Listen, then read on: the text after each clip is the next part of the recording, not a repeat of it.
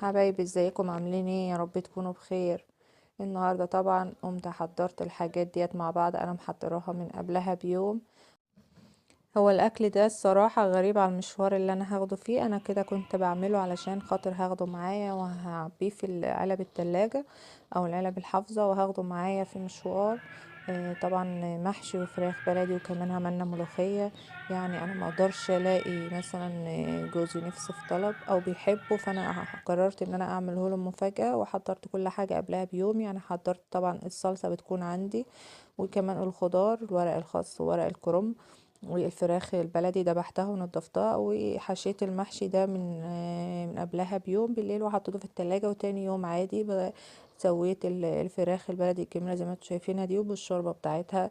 سويت المحشي، وعملت كمان ملوخية خضرة جميلة زي ما انتوا شايفين، شكله يرد الروح.